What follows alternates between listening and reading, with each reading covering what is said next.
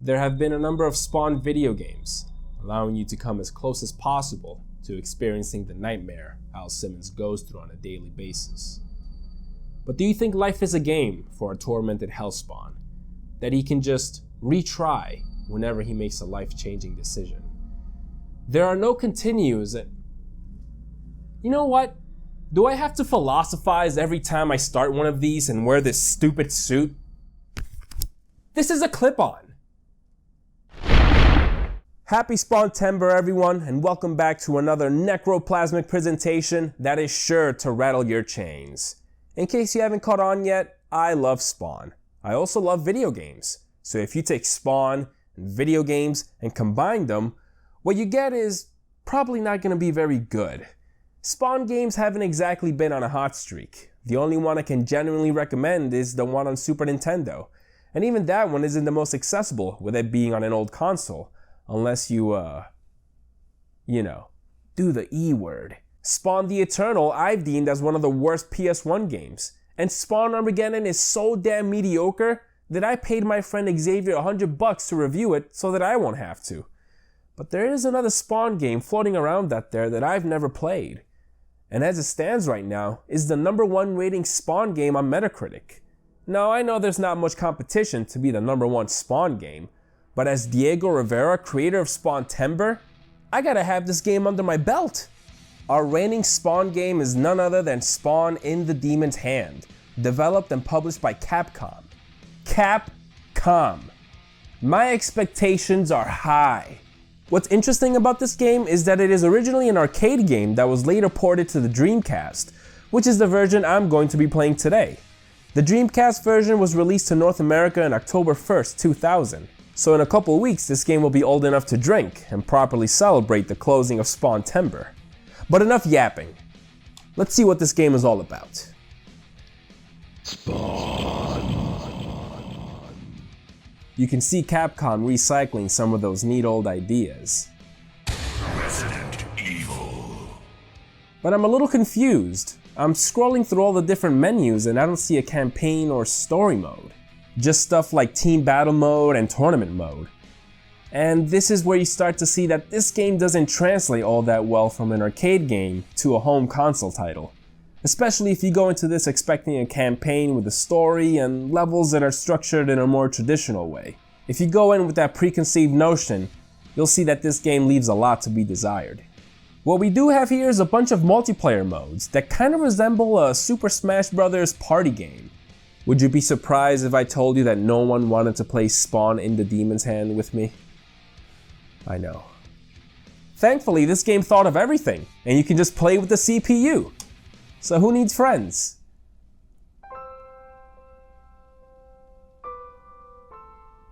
In Team Battle mode, you can team up with a buddy and take on 2 other players.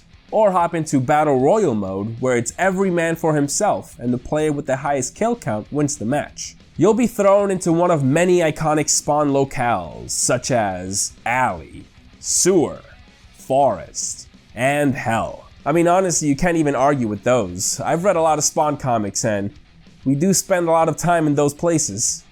But how is the gameplay? Is it any fun to play Spawn in the Demon's Hand? No, it's not. Combat just doesn't feel good. All characters have a very basic attack combo that can be performed by just mashing the same button. And each character has a unique special attack that can be activated by the press of a single button, or a weapon that is unique to them if it's fitting for that character. I do think it's cool that every character has unique attacks, but you don't really get to enjoy them.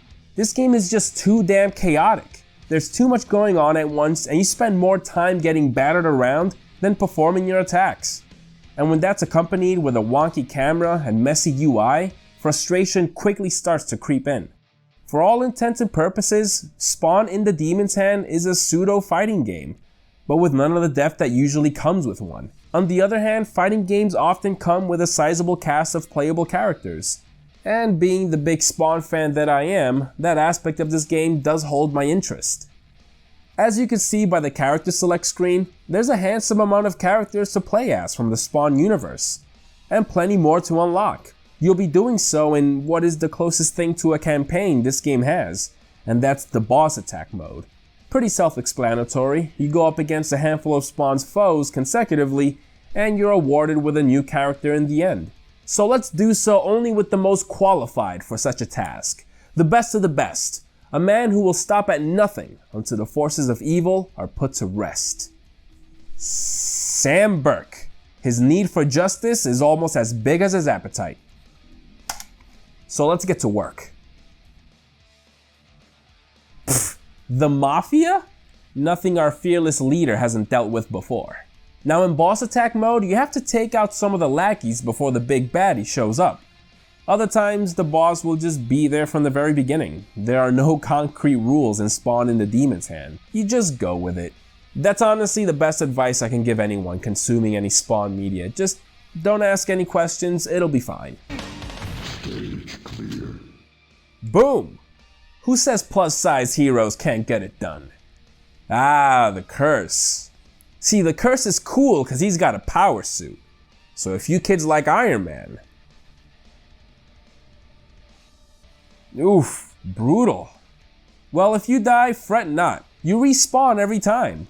But you get a minus 10-second penalty off your time limit. That's kind of the main challenge here, beating the boss before the time runs out. But Uncle Diego's gonna put you in on a little secret. If you go into the options menu, you can just set the time limit up to an hour with no caveats. Huh? So what's the point, I hear you ask?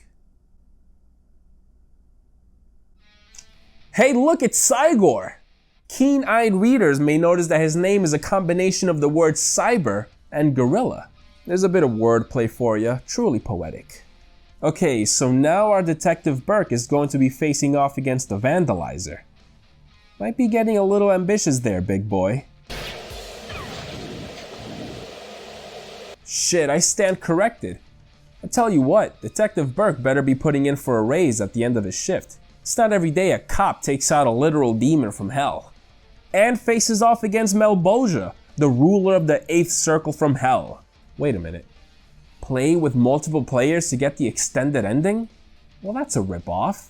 Running through boss attack with a friend or an AI-controlled partner like I did will grant you an extended campaign with more levels, bosses, and opportunities to unlock more characters. But again, the shallow combat and repetitive gameplay makes going through this boss attack mode over and over more of a chore than anything.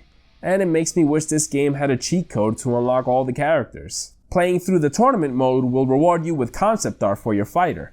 In this mode, 4 players are pitted against each other, and the person with the highest kill count progresses to the next stage.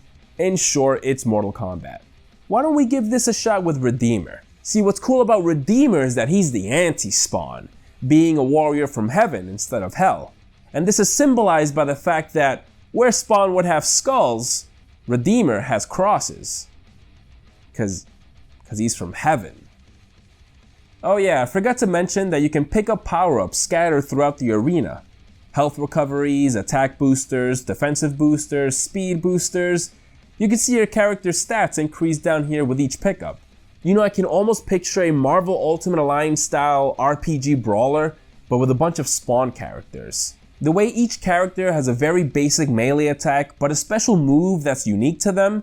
Spawn with his chains, Cogliostra with a bunch of magic attacks, and Redeemer is interesting, because if you want to use his light energy, which is the thing his body is made of, it'll take away from your health bar. So you have to measure how much you want to kill versus how much you want to live. And I'll tell you what, if I have to play this game much longer, I might just spam this attack. So check this out. After facing off against a demon, a cyborg, and a Cygor, my next opponents are a walking heart attack, scrawny guy with glasses Twitch, which, by the way, to be played by Jeremy Renner in the Spawn movie that's 100% happening. Do they get Renner to play every guy that's a marksman? I mean, it's either that or the uncanny resemblance between these two. Oh, and Michael Jai White. Which, fair enough, MJW is a total badass, but still, I'm a celestial warrior from heaven with superpowers. After going through an obnoxiously extensive tournament ladder, our reward is a 3D rendering of Redeemer, with body proportions that would make only the most highly regarded artists at Image Comics Very proud. And that, my fellow Hellspawn, is Spawn in the Demon's Hand. Is it the best Spawn game? No. I still say that title is held by the Super Nintendo game, and I actually got more enjoyment out of Spawn Armageddon. And Spawn the Eternal is so bad that it's actually more amusing to play than this one. In the Demon's Hand is nothing. It's mindless. It's the literal definition of taking action figures and smashing them together. And as kids, we inevitably get bored with those toys and throw them to the side, which is exactly what I'll be doing with this game. And now that I'm a full-grown adult, I'd rather just play with the real thing. Thanks for watching another entry in my Spawntember extravaganza. I'm really grateful for all of you that have been sharing your enthusiasm for this crazy thing that I never thought would reach the heights that it has. So, to express my gratitude, I want to highlight some of the contributions that have been keeping the Spawntember hype going. First off is my buddy Josh from Panels to Pixels and his video on the top 10 most disturbing McFarlane Toys action figures. Not only is there Spawn love in there, but also for other Todd Father creations. Another video is the fourth Snake's history with Spawn and a preview of the Spawn bit in his upcoming MK11 critique. The fourth Snake is the go-to guy for all things Mortal Kombat, and I can't wait to check out his critique. It's apparently gonna be unbelievably long. Up next, Kunal is one of the most talented artists I know, and for Spawntember, he redesigned Spawn in his image. And let me tell you, this guy looks badass. The tattered hooded look, the spikes, great stuff. One of my favorite pieces of Spawntember content is my friend Maddie's series of Spawn of the Day collectible digital trading cards, featuring a new Spawn every day of Spawntember, complete with stats and a fun caption from Maddie highlighting why that particular Spawn is so rad.